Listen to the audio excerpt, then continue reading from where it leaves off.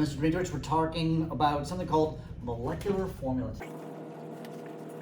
Now, the molecular formula is maybe one of the harder topics to talk about, right? It can be. And I think a metaphor that helps us understand this is that if you look at my hands and my fingers, how many fingers do I have? Well, hopefully you have 10. I have 10, yeah. And how many hands do I have? 2. So I have a ratio of 10 to 2, but we would actually, You can reduce it, right? What would the ratio be? 5 to 1. 5 to 1. But why would 5 to 1 be a bad picture of me? Because you don't only have one hand. I have 2 hands Right. and 10 fingers. And this is the simplest whole number ratio in the chemical world is called the what? Empirical formula. And we've been doing that the last couple of videos. And this is the Molecular formula. Now, to be clear here, anytime you write a formula with atoms in it, that's a molecular formula. So by default, empirical formula still is a molecular formula, but this here, there's no way we could say that's also an empirical formula. But sometimes the empirical formula could be the molecular formula. Correct. So if you... Yeah, I have a friend who has only one arm. And so if you were to say, and he's got one arm and one hand and 5 fingers, he doesn't have a second arm, and so you could say 5 to 1 for him, but it would be an accurate description of him. So molecular, I would like to say, is like the real formula, okay, if that makes sense. And sometimes the molecular formula and the empirical formula are the same. Are the same thing. So what would be an example of these things? Well, we could literally take anything. So for example, if we wanted to, we could go NO. No. Yeah. Can you reduce this any farther? No. No is the good answer. Yeah. This right here, N2O2, wouldn't have exactly the same ratio? Yeah. Exactly the same ratio, except this is not the empirical formula. You can reduce this down. So we would say this is the molecular formula that is identical. Right. As NO. And what's also important is that since the ratios are the same, the percentages are going to be the same here as well. So we can do a problem, which we're going to do in just a bit here. We can do a problem where they give us percentages, and this will have exactly the same percentages of each thing. And it might be that this is the real formula, the molecular formula, and this is nothing. Yeah, right? and that's what we're doing. But again, remember, the easiest way to get to this is we always try and find the empirical formula. So let's do the first example that we have in our packet. It says that we have an empirical formula of CF2, but they give you the molar mass to be 200.04 grams per mole. So what we want to do is figure out what is the molecular formula. And the first thing we have to do, if you will, find the empirical weight, right? Yeah. So CF2, carbon weighs 12. All right, I'm going to round a little bit, guys. 12.01 for And those then here. fluorine weighs, you want to look that up? If only I had think glasses it's that work. 19, I want to say, isn't it? I'll look on the big board here. It's actually 18.99. So we'll call it 19. Call it 19. So that'll be 12 plus 19 times 2. What does that come out to, Mr. Dmitrowicz? So that would be 38 plus, that would be 50. That comes up to 50 grams per mole. Now, here's the idea. Think about back to the hands and the fingers, right? If I have if a hand weighs This would be the 50, This would be the hand.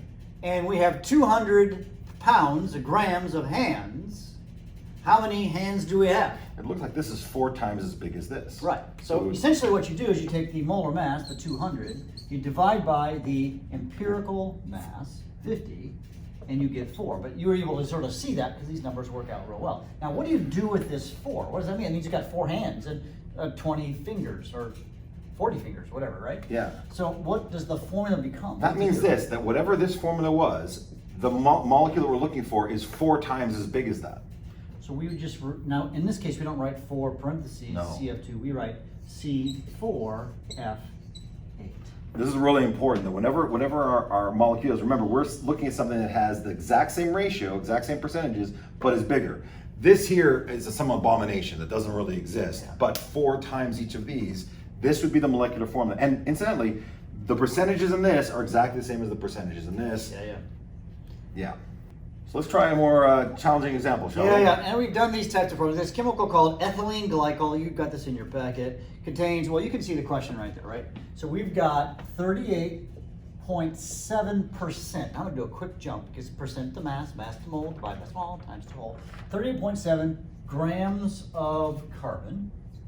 And then I'm gonna say I have 9.75 grams of hydrogen. And then the rest is oxygen. Okay, so the rest. It says that we have a total mass of and the rest is oxygen. So if this is percentages, Mr. Dmitrowicz, we of course take 100 minus these two numbers. Have you got that figured out yet? No, I have not, but I'm gonna plug that into my calculator really quick. 100 subtract 9.75, subtract 38.7, and we get, I can't read my calculator without my glasses. Can you tell me what that is? 1.55 grams. Now, percent to mass, that's what we've just done. Percent to mass, mass to mole, so we divide by 12 grams of carbon to 1 mole of carbon. Give you that number really quickly. That's 3.22. 3.22 moles. And this one I can do without a calculator. 1 gram of hydrogen and 1 mole. Again, I'm just rounding because we're gonna... In the actual assignment, make sure you have this as 1.00 or 1.008. That's 9.75 moles. And this, of course, is 16 grams of oxygen to 1 mole of oxygen. And that gives you... I show that as 3.187. Let's go one. So now we percent to mass, mass to mole, divide by small. So the smallest number is, well, actually, interestingly enough, we have 3.18, or that's like 19. So that's 1. Divided by 3.19. That's approximately 1, right? And this is 3.19, and that's going to be, is it 4 maybe? Well, it's going to be 3.05. 3.05. So we have a very simple empirical formula. Yeah. Note that you're not going to get perfect numbers here. You really aren't. We have to get and that. that's why, honestly, I don't think it matters that we do the exact numbers here because it's going to be kind of ish. So we've got 1 carbon, so C.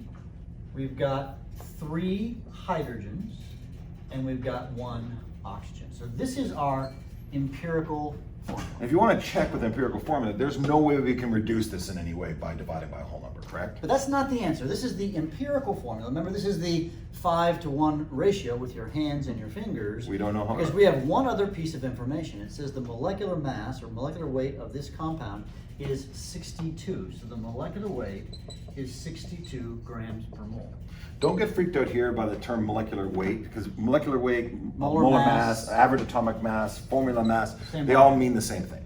So we need to say, so this is what it really weighs. This is the weight of all of the hands and the fingers together, if you will. And this right here is the empirical. So we have to figure out what the weight of this is. If you add the 12 plus plus 3 3 plus 16. Just 31. So, which is 31.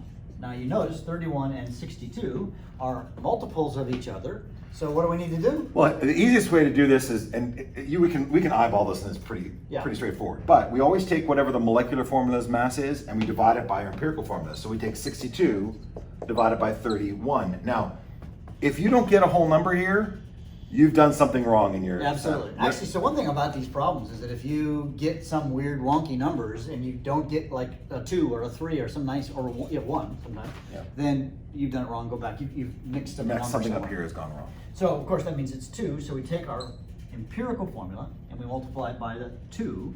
So that becomes C2H6O2. Folks, that's it. That's really how is you do it. these problems. We've got quite a few practice problems you're going to work on in class. But other than that, the molecular formulas. See you next time.